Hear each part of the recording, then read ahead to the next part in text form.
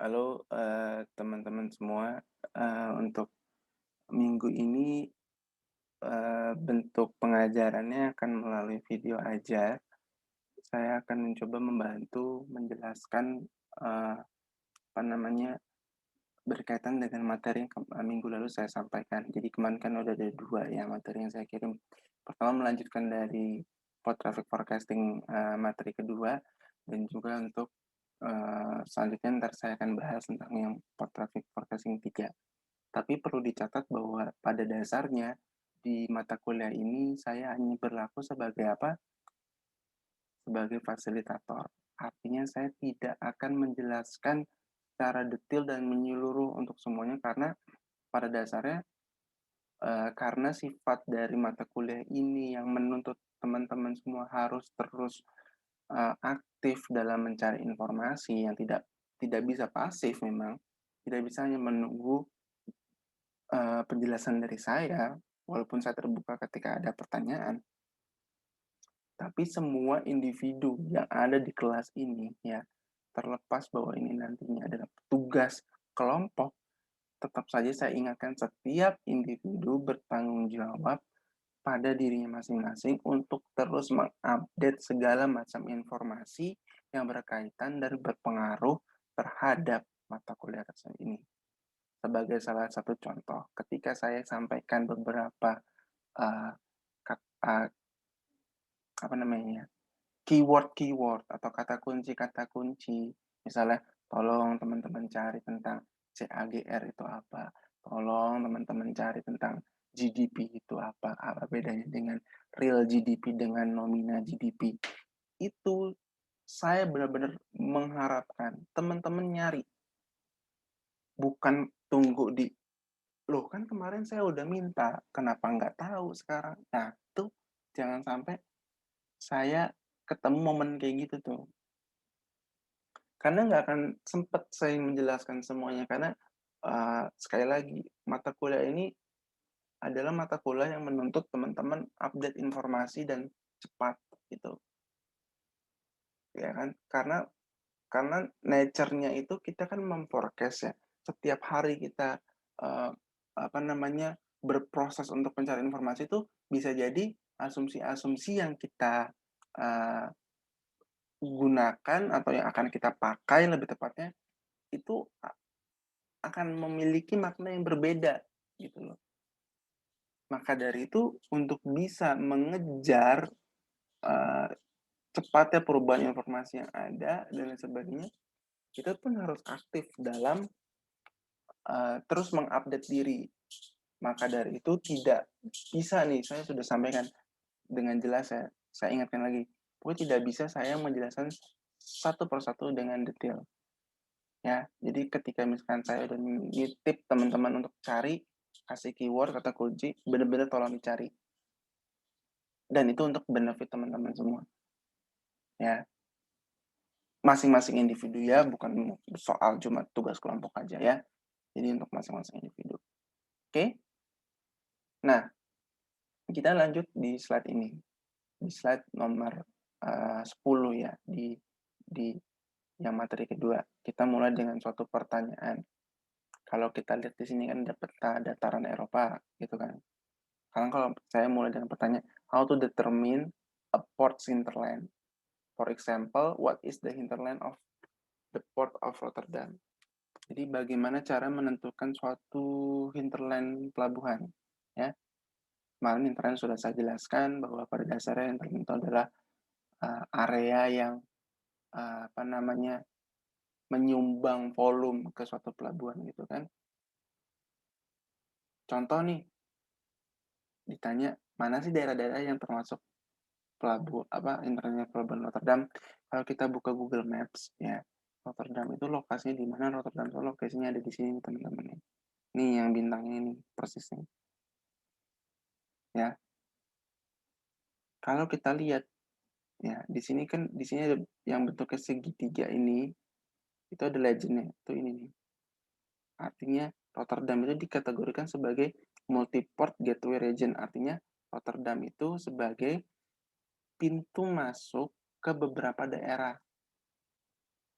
Karena di Eropa itu negaranya berdekatan satu dengan sama lainnya, maka dari itu sebenarnya Rotterdam tidak hanya digunakan sebagai pintu masuk untuk negara Belanda.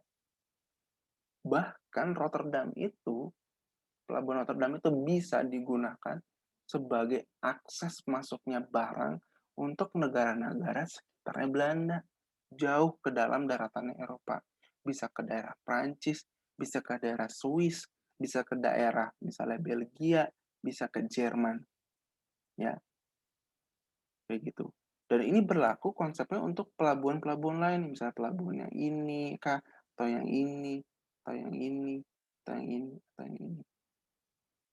Sehingga bagi Prancis, bagi Belgia, bagi Belanda, bagi apa namanya, tadi saya sebutin Jerman misalnya, mereka itu adalah daerah yang kita kategorikan sebagai contestable hinterland, ya kan? Kenapa bisa disebut itu? Kemarin saya sudah jelaskan, contestable itu artinya bersaing, karena bagi daerah tersebut dia tuh juga nggak cuma bisa atau hanya bisa ngirim lewat Rotterdam aja, barang ke Rotterdam. Dia juga bisa milih, kan di Belgia juga ada tuh pelabuhan besar namanya Antwerp. Kalau di Jerman itu ada pelabuhan namanya uh, Bremen misalnya. Dan mereka ini karena berdekatan satu sama lain secara geografis, mereka bersaing. Jadi disebut contestable hinterland. Ya nggak? Nah, pertanyaannya, gimana sih cara realnya, aktualnya, untuk bisa menentukan, oh, misalnya negara ini atau kota inilah, ya, karena kita ngomongnya masih dataran Eropa kan. Mungkin kita akan bahas tentang provinsi atau kota lebih kecil, karena negara di sana kan kecil ya, seukuran provinsi kalau di Indonesia gitu kan. Mungkin kita spesifik aja ngomonginnya kota, gitu kan. Oh, kota ini itu adalah captive hinterland Rotterdam.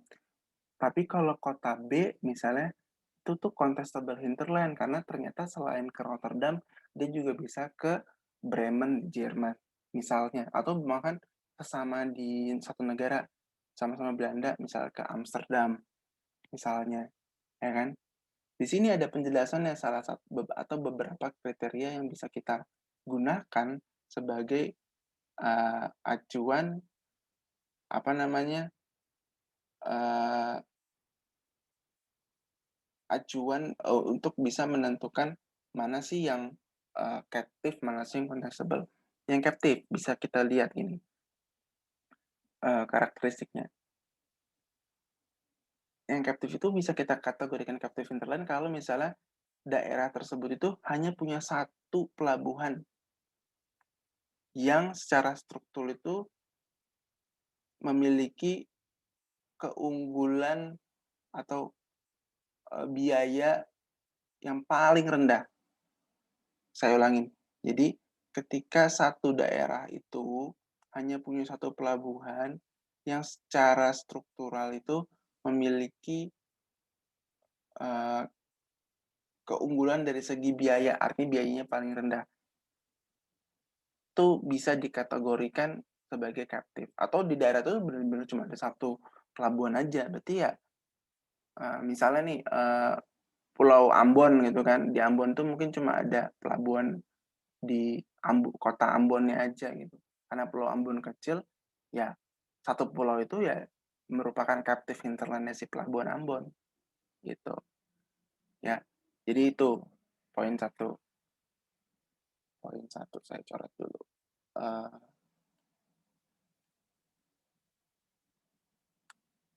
poin satu. Poin dua bisa dikatakan captive juga kalau ternyata market share-nya itu dominan, ya. Bisa dikatakan captive kalau misalnya dari daerah tersebut itu ternyata dominan nih volumenya yang menyumbang ke pelabuhan tertentu. Misalnya tadi, Rotterdam lagi ke dataran Eropa. Rotterdam itu punya banyak kota ya, eee, misalnya bukan, punya pelabuhan Rotterdam itu beberapa negara tadi, misal negara aja deh, bilang katakanlah Belanda itu katakanlah nyumbang 90% muatan ke pelabuhan Rotterdam. 10%-nya dari Belanda juga ada yang dikirim lewat, Antwerp di Belgia atau Bremen di Jerman.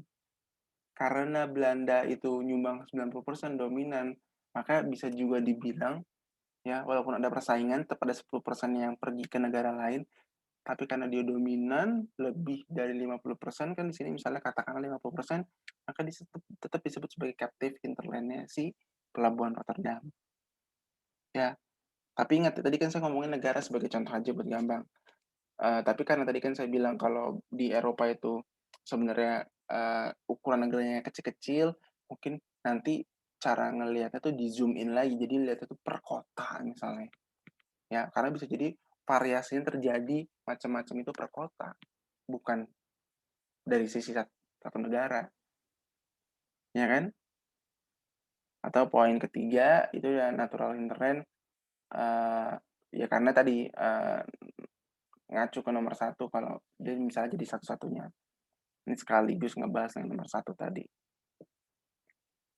Oke, kalau contestable gimana? Kalau contestable karakteristiknya tadi satu daerah itu tidak hanya punya satu uh, pelabuhan yang memiliki apa namanya keunggulan dari segi biaya, ya.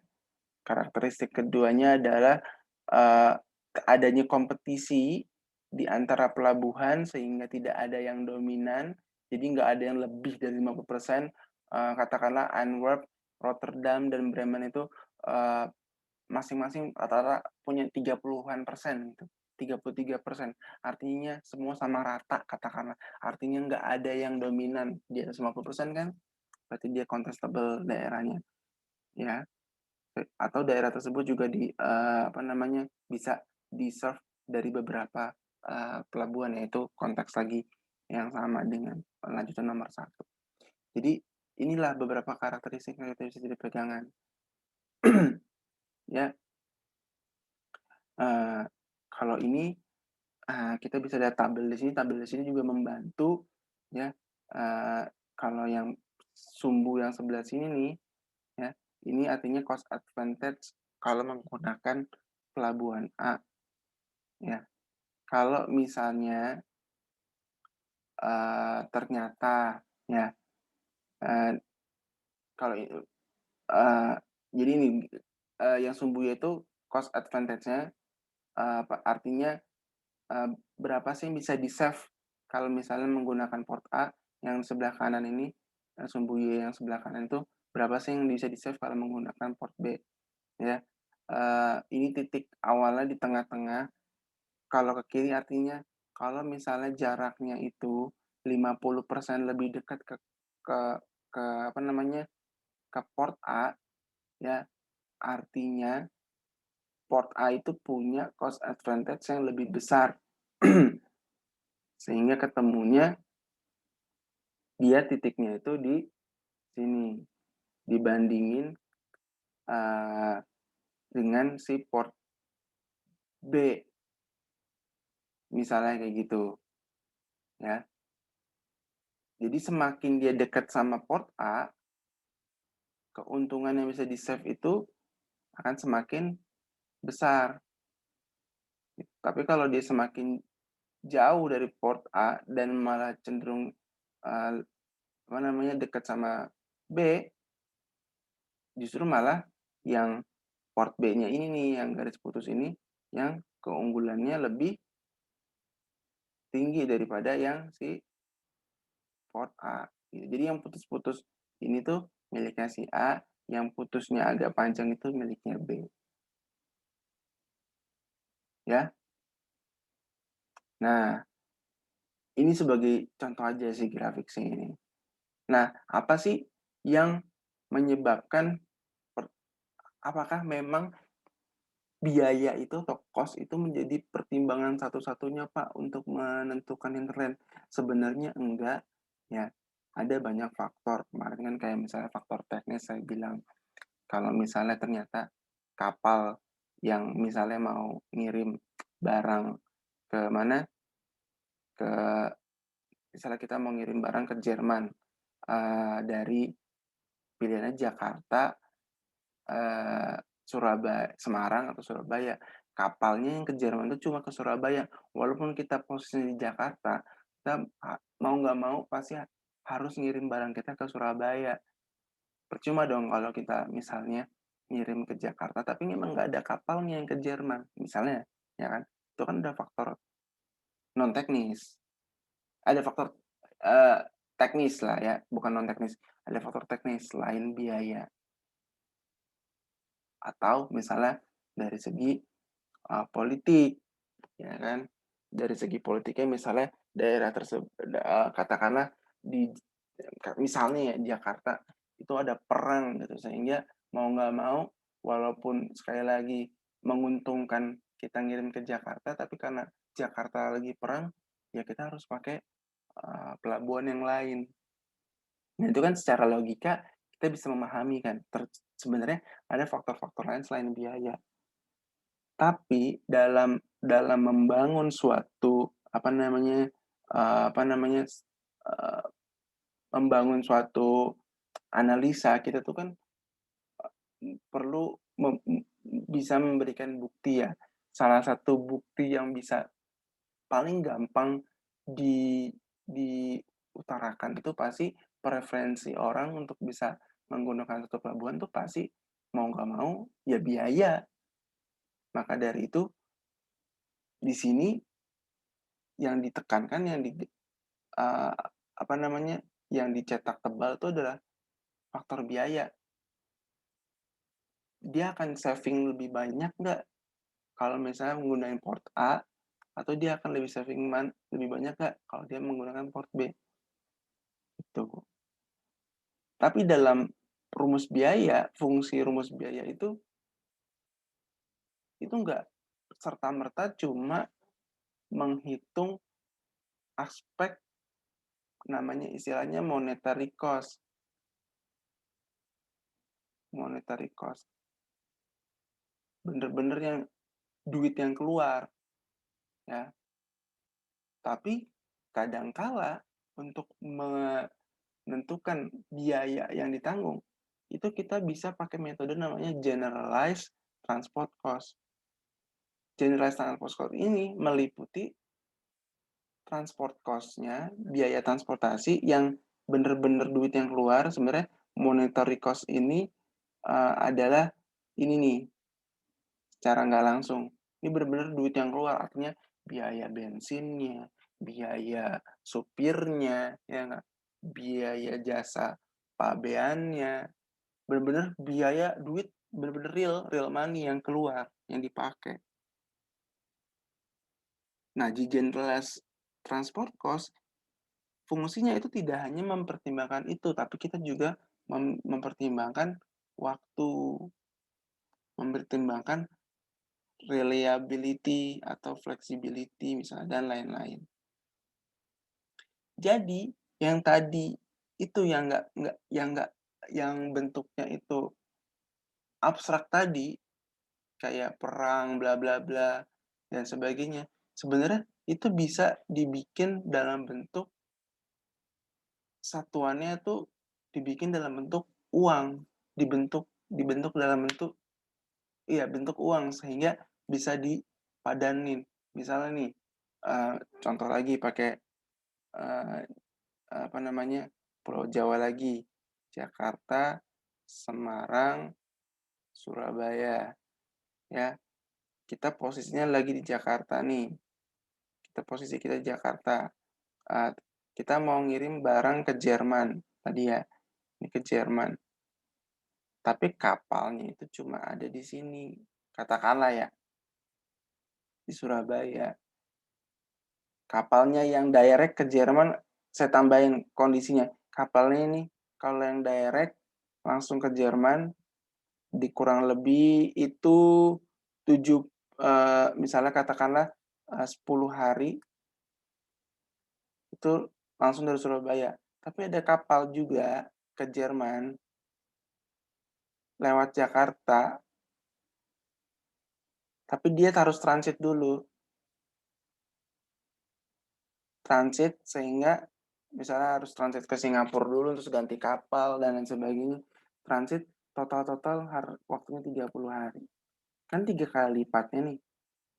Ya, jadi selain mempertimbangkan monetary cost, bener-bener duit yang keluar kalau misalnya pakai kapal yang transit ini atau pakai yang direct, yang benar-benar kalian hitung tuh biaya jasanya per duitnya gitu tuh, kalian juga mempertimbangin dong.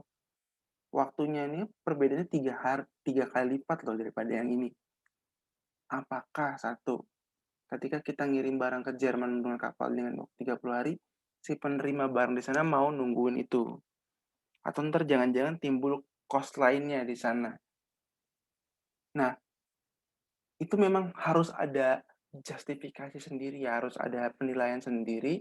Memang yang abstrak kayak gini tuh nggak benar-benar ada rumus pastinya, tapi kita bisa menuangkan itu, mengkonversi itu menjadi duit, sehingga nanti yang ada di rumus ini nomor satu, ini nomor dua, nomor tiga, nomor empat, ini tuh satuannya sama, sehingga pas ditambah semuanya ini sama dengan dolar misalnya, atau satuannya uang lain lah, sehingga benar-benar ya judulnya yaitu cost, ya kan? Kalau di sini misalnya ini dolar, terus di sini waktu, oh ini misalnya ini hari, ini kan dolar sama hari kan nggak bisa dijumlahin. Kalau kita belajar matematika sederhana kan ini beda, satu satuan yang beda, ini nggak mungkin bisa dijumlahin. Maka dari itu kita perlu transfer itu, transfer itu ke cost. Tapi sekali lagi, ini bukan saya mau ngejelasin teknisnya ganti itu gimana, karena itu akan sangat sangat advance, tapi saya nggak ngasih pondasinya bahwa teman-teman itu bisa menggunakan metode ini. Jadi boleh juga dicari tentang generalized transfer itu seperti apa ya, yang mempertimbangkan antara monetary cost dan non monetary cost. Oke, dan yang perlu dicatat terakhir, yang perlu dicatat itu adalah bagian ini, bahwa ternyata uh, pada satu tingkatan tertentu generalized transfer cost itu sangat dipengaruhi oleh apa? Oleh infrastruktur, ya kan, harga dari misalnya infrastruktur yang digunakan, misalnya kalau lewat jalan tol itu berapa sih tarifnya, ya kan, atau kemacetan yang ada di infrastruktur itu. Kalau kita lewat tol Tanjung Priuk itu macet nggak, atau mendingan kita lewat misalnya jalur nasional aja misalnya. Atau juga misalnya political factor, tadi saya bilang misalnya perang kah, atau misalnya perbatasan, kalau lewat batasan itu nanti disita nggak barangnya dan sebagainya. Ini faktor-faktor juga yang menjadi pertimbangan, yang bisa dipertimbangkan dan juga bisa masuk ke dalam rumus generalized cost yang di atas itu. Oke, nextnya, ini pertanyaan kedua ya, bagaimana suatu hinterland dari satu pelabuhan itu membedakan komoditas ya. Misalnya gini, kalau kita pakai contohnya tadi kan pakai dataran, kita balik lagi ke Indonesia deh. Saya gambar lagi. Misalnya kita kan kalau di Indonesia kan kita tahu kalau Kalimantan itu adalah apa namanya, sumbernya natural resources. Sementara Pulau Jawa itu adalah daerah yang padat penduduk dan butuh lebih banyak produk-produk jadi. Jadi di sini sebenarnya kita bisa bilang di sini raw material, di sini tuh udah finished goods ya. Ini barang jadi, ini raw material. Ya, bagaimana pelabuhan yang ada di sini itu menjadi apa namanya, eee, menjadi beda gitu loh. Pelabuhan-pelabuhan yang ada di Kalimantan itu sama, secara sifat, secara naturnya, eee, itu apakah berbeda nggak nih pertanyaannya, dengan pelabuhan-pelabuhan yang ada di Jawa, ya kan? Ya, tentu kalau misalnya kita ngomongin komoditas, kayak misalnya biji besi, iron ore, yang kategorinya sebagai bulk, dengan misalnya ini sepatu gitu kan. Sepatu ini kan sudah bisa dikontainerin, artinya dia masuk ke apa namanya, finished products ya. Dan di kontainer tuh bahkan itu sebagai contoh aja sepatu ya, bisa jadi dalam kontainer tuh bisa beragam beragam beragam produk lah yang lainnya ya, yang kita bisa, pikirin lah, ya laptop lah, ya HP lah dan sebagainya. Kalau misalnya bentuknya kontainer, itu biasanya itu kita itu sudah familiar, di abad 21 ini sudah banyak daerah-daerah yang memang sudah tersandarisasi punya pelabuhan itu pasti punya, apa namanya, spesifik terminalnya untuk kontainer. Artinya dia punya banyak ODIS. ODIS itu apa? ODIS itu origin destination ya. Jadi punya banyak lokasi yang bisa menerima barang-barang itu. Sementara kalau untuk iron ore kayak biji besi ini, nggak semua daerah itu mau nerima dan bisa nerima produk seperti ini. Katakanlah katakanlah biji besi ini itu, eee, diekspor ke luar negeri dan katakanlah, eee, yang nerima itu paling banyak adalah daratan Cina. Di Cina sendiri mungkin dari sekian banyak kayak pelabuhan, yang bisa nerima biji besi itu cuma di pelabuhan ini aja misalnya katakanlah pelabuhan misalnya pelabuhan Shenzhen, di sini dari Banjarmasin misalnya.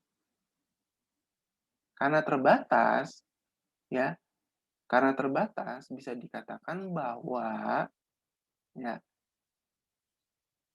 itu bisa kita sebut sebagai captive, langsung aja loncat deh. Karena terbatas jumlah yang bisa nerima VODs, itu kita bisa sebut nih captive-nya nih, captive hinterland. Dari segi sumber, ya Kalimantan itu captive hinterland-nya, biji besi itu Banjarmasin, Pelabuhan Banjarmasin itu sebagai Kalimantan itu menjadi captive hinterland-nya Pelabuhan Banjarmasin untuk komoditas biji besi, ya kan? Sementara kalau misalnya di Jawa kita ngomongin finished products, karena banyak banget yang bisa nerima kontainer, bisa jadi Jakarta, bisa dari Semarang, bisa dari Surabaya, itu kita sebut daerah-daerah yang di Pulau Jawa itu menjadi contestable hinterland bagi pelabuhan-pelabuhan yang ada di Pulau Jawa. Ya, jadi banyak faktor-faktor lainnya juga yang bisa kita lihat ya. Misalnya kalau misalnya dari segi playersnya cuma beberapa, ya kan. Kalau di sini tuh kontainer itu banyak karena udah bisa beragam jenis barang dan uh, macam-macam. Kalau ini kan yang secara natural aja kan mungkin biji besi emang terlokasinya di sini aja misalnya.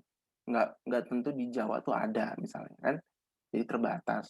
Direction-nya biasanya satu arah doang, kayak misalnya ekspor aja gitu kan, ya kan, dari sumber daerah ke Cina aja. Kalau ini bisa dua arah, misalnya dari Jakarta ke Semarang, Semarang ke Jakarta juga bisa ngirim kontainer gitu, ya kan. Kalau di sini driving forces-nya kalau di komoditas kayak raw materials itu kita lebih ngomongin uh, cost dan volume. Jadi semakin banyak volumenya, pasti nanti dampaknya ke cost-nya lebih murah gitu kan. Jadi kalau kalau ngirim-ngirimin kayak biji besi gitu kan, pasti kan bermetrik-metrik ton gitu kan. Ya kan? Jadi dia tuh ngomonginnya volume gede-gedean. Jadi kalau ngirim dikit doang malah nggak bisa. Tapi kalau di kontainer yang lebih sensing itu sekarang itu bukan masalah cost, bukan masalah volume lagi, tapi udah ngomongin masalah time, ya kan? Kejadian di Suez Canal kemarin kan ngaruh banget tuh sama global supply chain dunia kan. Kan itu kebanyakan kapalnya kapal kontainer. Bayangin berapa yang ngamuk ketika barangnya telat sehari. Itu kan di berita kan dibilang kerugiannya itu minus 3 miliar US dollar, 3 billion, 3 million US dollar per hari, per day. Jadi ini dia juga masuk ke non monetary cost karena ini kan time kan. Tapi bisa dibikin sebagai apa namanya, sebagai duit gitu, sebagai uang. Contoh lagi kebalik yang tadi ya. Karena walaupun itu sebenarnya uh, tidak apa ya, sebenarnya tuh karena delay itu kan sebenarnya kan satuannya kan delay itu kan waktu, hari, tapi itu bisa dianalogikan sebagai uang yang hilang kayak namanya istilahnya opportunity cost. Opportunity cost. Jadi ini seharusnya itu kita bisa mendapatkan uang 3 miliar ini, tapi karena telat, seolah-olah tuh duit itu hilang. Barangnya tetap ada, tapi seolah-olah tuh semakin hari semakin telat itu seolah-olah tuh duitnya hilang. Kalian bisa cari juga ini sebagai salah satu yang kalian pelajari lagi, opportunity cost. Ya kan? Nah, ini beberapa gambaran untuk pembahasan tentang captive dan contestable untuk memahami lagi. Ya. Dan sambil juga mungkin persis banget ada kejadian Suez Canal, dan tadi juga apa namanya, di materi sebelumnya saya bilang bahwa keberadaan dari apa namanya, dari infrastruktur itu juga penting dalam mendorong apa namanya, terbentuknya captive maupun contestable hinterland ya. Ini sebagai satu contoh aja sih case-nya. Dulu tuh pernah ada wacana itu dibikin sebuah kanal juga nih kayak Suez atau kayak Panama di sini. Aduh sorry saya coret lagi. Di Thailand nih. Namanya Kra Kanal, Kanal Kra. Jadi yang biasanya pelayaran dunia itu ngelewatin sini, Singapura, ya kan Selat Malaka, biar lebih cepat mau motong di sini. Kan dia udah nanti dari Laut Cina Selatan dia udah bisa masuk ke Samudra Hindia langsung tuh. Motong lah berapa hari lah, ya kan. Pengen dibangun ini nih, panjangnya 102 km. Desainnya udah ada. Tahun berapa ini ya? Tuh heboh tuh dulu tuh. Ya, heboh. Kalau misalnya ini kita bayangkan kalau misalnya jadi terbentuk, ya kan? Bisa jadi Singapura yang tadinya sebagai sentral untuk kegiatan jalur perdagangan internasional dari Eropa ke Asia Timur, dia itu sebagai captive-nya, ya kan? Bisa jadi ketika ini terbuka, pelabuhan-pelabuhan yang ada di sini tuh bisa bersaing nih, bisa mulai bersaing dengan Singapura, sehingga daerah ini udah lagi bukan menjadi dominasinya Singapura yang mungkin secara market share sekarang itu di atas 50%. Ketika ini kebuka, bisa jadi market share Singapura turun jadi kurang dari 50%, sehingga tidak ada yang dominan di daerah tersebut, sehingga sebanyak pelabuhan yang ada di sini semuanya jadi contestable. Gitu. Oke, kurang lebih itu terakhir untuk bisa menjelaskan juga masalah contestable dan captive. Dengan kehadiran si infrastruktur itu bisa sangat mengganti peta persaingan yang apa namanya, yang awal mulanya. Jadi ya bayangin aja juga ya sebagai contoh, dulu kan orang kan muterin Afrika tuh lewat bawah, ini Afrika. Tapi sekarang kalau mau apa namanya, pergi dari Eropa nggak mesti putaran situ tapi bisa langsung ke Suez Canal kan. Ini kan udah mendisrupsi, sudah mengganggu ibaratnya kebiasaan orang-orang zaman dulu untuk ngelewatin apa namanya, berlayar dari Eropa ke Asia itu lewat awal lewat Afrika, sekarang lewat Suez Canal. Tapi semenjak ini kemarin kejadian, apanya, stuck, banyak juga kapal-kapal akhirnya balik lagi ke mana, ke tradisi lah ya, tradisi zaman dulu untuk lewat bawah, ya kan? Itu juga karena ap adanya faktor absennya infrastruktur tuh, karena pada satu titik si Suez Canal nggak bisa dipakai, sehingga mau nggak mau ya udah lewat bawah, daripada makin rugi kan tiap harinya, gitu. Itu juga sangat berkaitan sih, karena kebetulan aja ada topiknya bisa dibahas bareng-bareng. Tapi kurang lebih itu untuk penjelasan yang slide nomor 2. Nah, yang nomor 3 ini ya cepet aja sih, nomor 3 ini sebenarnya yang slide nomor 3 ini pertama ini kita mau membagi-bagi sebenarnya untuk melakukan forecasting itu kita bisa lihat dari, banyak sudut pandang ya. Dari segi demand yang tadi kita bahas tuh kebanyakan dari segi demand, ya kan.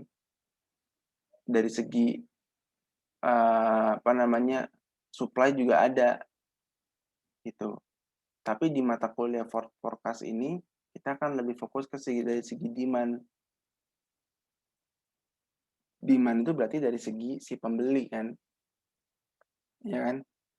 Sementara kalau supply itu dari segi si penjual, dalam hal ini ya si pelabuhan itu sendiri. Dalam hal ini ya si operator pelabuhannya. Makanya di sini ada kategori-kategori kayak marine atau ketersediaan uh, orang yang kerja di pelabuhan tersebut gitu. Tapi nanti pembahasan kita selanjutnya, ya kan, kita akan lebih ngebahas demand. Oke, jadi ya ini saya biasain. Jadi karena memang materinya secara general atau port traffic forecast itu sangat luas ya kan. Kemarin aja kalau kalian baca metodenya kan ada macam-macam, ada metode kualitatif, ada kuantitatif. Itu kan kuantitatif itu ada macam-macam kan. Tapi kan saya bilang, itu kita nggak akan pakai semua, mungkin kita cuma pakai ini misalnya sama ini gitu. Itu jadi fokus kita dalam mata kuliah ini. Yang lainnya kalian tahu boleh, baik, malah, tapi kita nggak akan bahas itu. Sama dari proses perencanaan satu pelabuhan juga, kita itu butuh forecasting dari segi supply, dari segi demand, bahkan juga perlu ngelihat dari apa namanya, organisasinya itu seperti apa. Tapi nantinya di proses pengajaran berikutnya kita akan lebih memfokuskan diri untuk melihat dari segi demand, dari segi pasarnya, ya. Itu dari segi pembeli lah, dari segi user atau customer. Seperti itu. Itu aja tuh poinnya di slide ini. Ya. Terus juga ini untuk mengulang lagi materi di port management, pada dasarnya kemarin juga kan udah ada yang nanya, Pak, ini kenapa di private tuh ada juga yang public, kemarin sudah saya jelasin. Tapi intinya adalah poin yang saya lagi di sini, poinnya ini bisa dibaca, tapi poinnya adalah nantinya model model apa ya namanya, skema atau asumsi, bukan, lebih tepatnya asumsi yang kita pakai untuk bisa menentukan apa namanya, forecasting itu juga nanti sangat berkaitan erat dengan sebenarnya tipe tipe pelabuhan ini administrasinya itu administrasi tipe yang mana sih? Karena itu ntar berpengaruh terhadap misalnya jenis-jenis jasa yang diberikan kan. Itu satu. Tanggung jawab juga pengadaan infrastruktur maupun suprastrukturnya. Ntar kan itu ngaruh juga ke masalah cost dan revenue-nya. Sehingga dari segi itu aja kita bisa mikir sebenarnya tarif yang nantinya diberikan itu kepada pengguna jasa terakhir itu eh, mahal atau murah, ya nggak?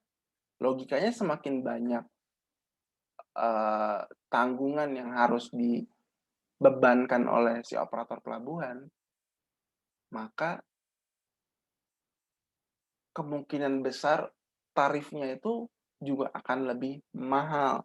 Ketika tarif ini lebih mahal, customer mau pakai jasanya si pelabuhan itu, pasti juga mikir-mikir dong. Nah, itu gambaran besarnya lah untuk bisa mengartikan dampak dari port ownership model ini terhadap tendensi orang untuk menggunakan pelabuhan tersebut, ya. Jadi kembali untuk mengingat kembali materi yang itu ada di port management juga penting, ya. Nanti kedepannya kan kepake pastinya untuk bisa membangun asumsi.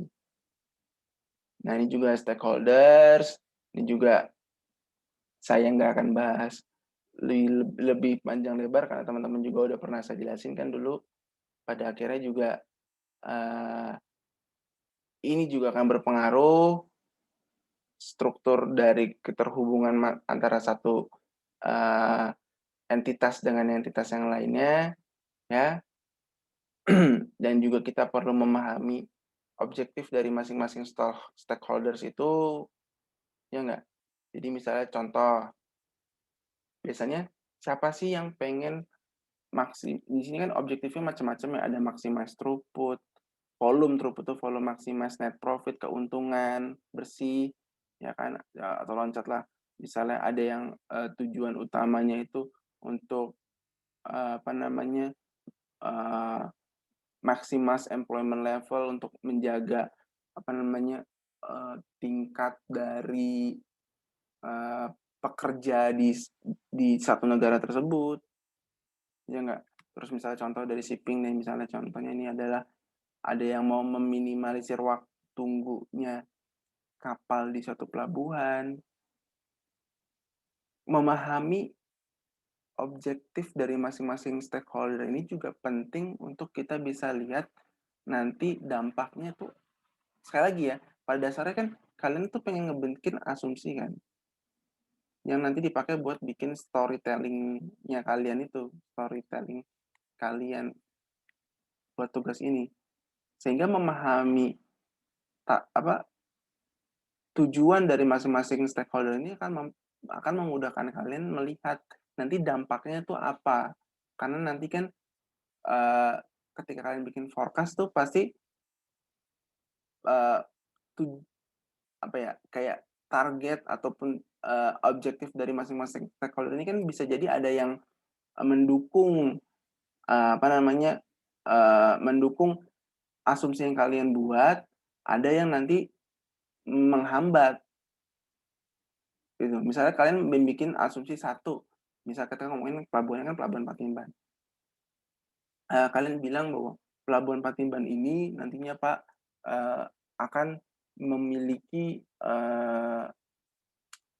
volume yang sangat besar karena misalnya dia itu, eee, didukung dengan, apa namanya, regulasi dari pemerintah, poin ini misalnya. Tapi nanti kalian juga harus memperhatikan, memang si shipping company-nya mau atau rela ketika dia itu misalnya, harus dialihkan ke Pelabuhan Patimban aja. Padahal kan kalau di Pelabuhan Patimban itu kan pelabuhan baru, belum terstandarisasi, apa namanya, waktu kerjanya. Kan tujuannya si shipping company itu kan pengen meminimalisir waktu kapal ada di pelabuhan. Gimana dampaknya? Kalian misalnya bilang dari dari yang pertama itu ngomong, kenaikannya di tahun, 5 tahun pertama tuh 5% karena didukung sama regulasi bla bla bla bla bla gitu kan. Tapi ketika kalian memahami poin yang ini, objektifnya shipping company yang ini, mmm, ya iya Pak, berarti bener juga sih Pak, bener juga kalau misalnya 5 tahun pertama 5% itu mungkin terlalu agresif. Mungkin kami berpendapat karena misalnya ada faktor, eee, waktu tunggu di pelabuhan itu, ya jadi realistisnya mungkin jadi sekitar 4,5% Pak. salah gitu. Ingat ya penurunan 0,5% aja tuh di sini tuh sangat signifikan. Turun segini itu signifikan. Karena ini kita ngomonginnya jumlah, volume kontainer, yang di pelabuhan tuh yang bisa jadi ratusan ribu TEU atau jutaan TEU kan.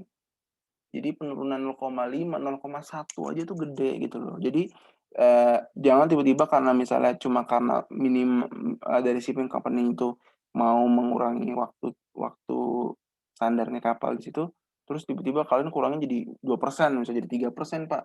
Itu kebangetan juga gitu. Ya, tapi kan kalian kebayang tuh kompleksitas satu dan lainnya. Jadi itu juga perlu dipertimbangkan, oke?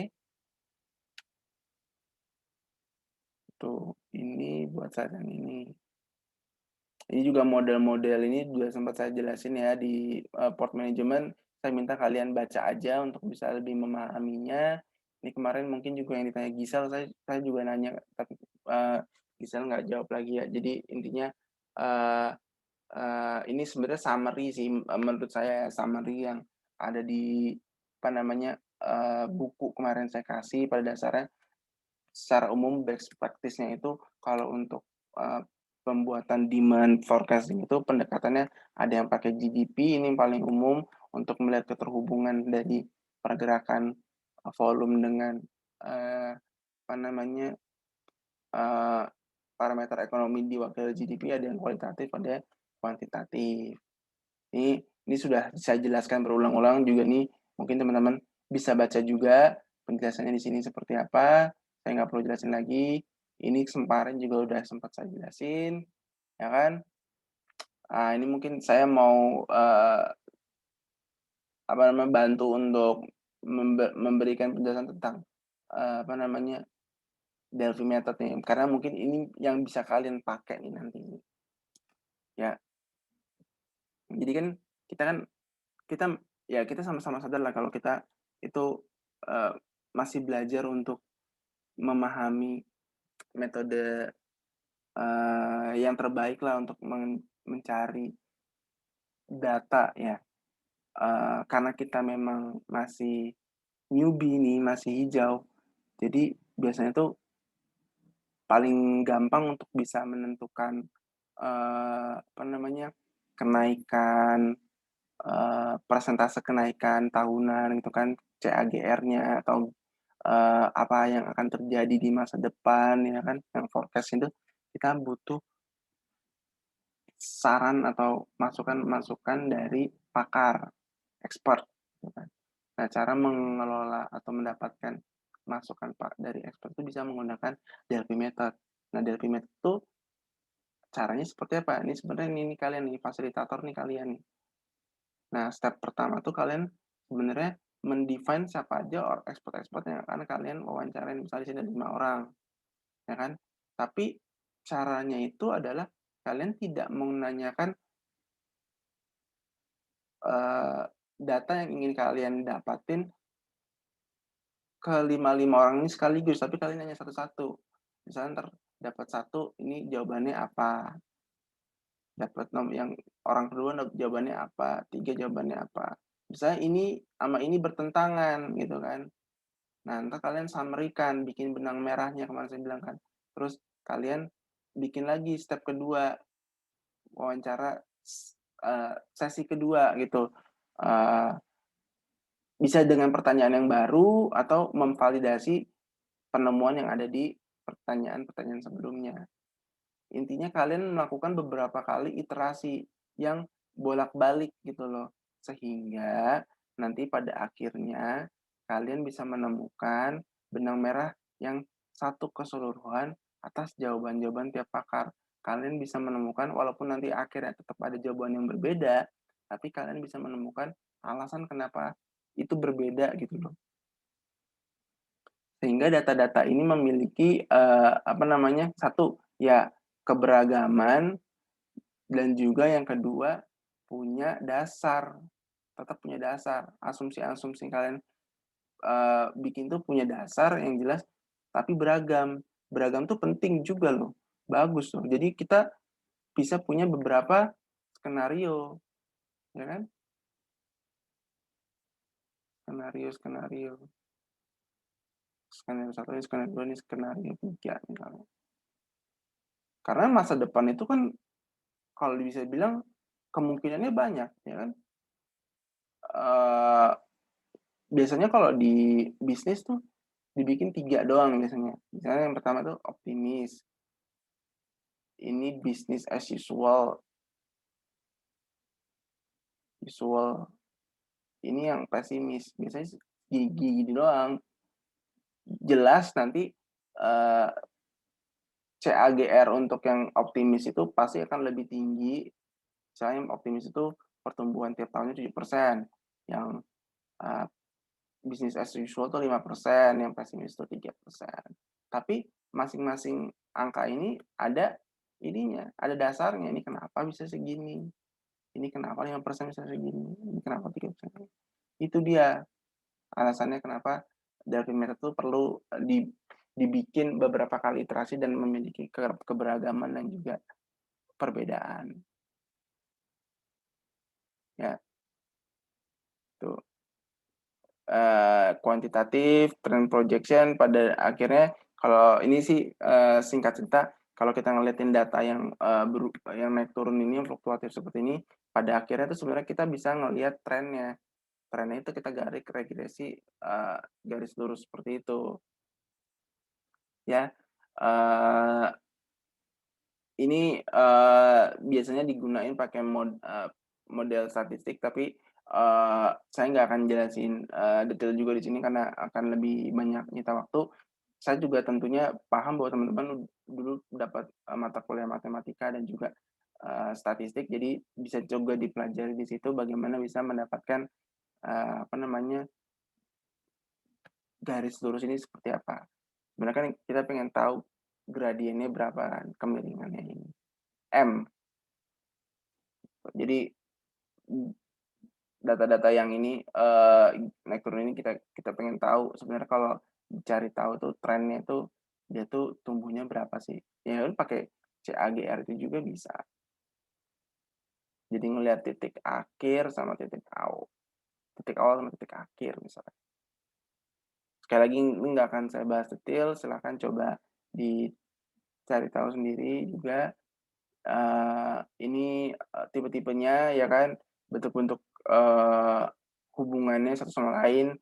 Kalau misalnya kita mau narik hubungannya garis lurus aja, itu disebut linear.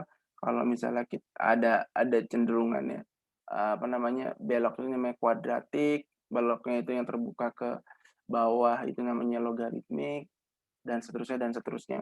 Jadi data itu bisa kita bentuk dengan fungsi matematika itu macam-macam. Kalau keterhubungannya itu misalnya kayak gini nih, connecting lens. Jadi setiap data tuh mau dihubungin sama lainnya. Tentunya ini model matematikanya akan makin rumit. Ini akan lebih rumit daripada yang ini, yang cuma garis lurus doang, gitu kan. Pada dasarnya itu, cuma kan ya sekali lagi kita kan nggak yang expert banget ya. Mungkin juga kita nggak akan ngebedah satu persatu nanti bentukannya kayak gini Pak atau gini, nggak juga sih. Makanya tadi kan di awal saya nunjukin yang regression method aja kan. Biasanya itu yang si regression method itu lebih fokus ke minimal ini sama inilah bentukannya. Tapi apakah kita akan memakai itu juga ya tergantung teman-teman juga nanti yang nentuin metodenya mau pakainya kayak gimana. Ya, nggak ada keharusan sih, tapi pada dasarnya kita harus paling tidak yang diharuskan itu adalah memahami konsep-konsepnya dulu. Oke.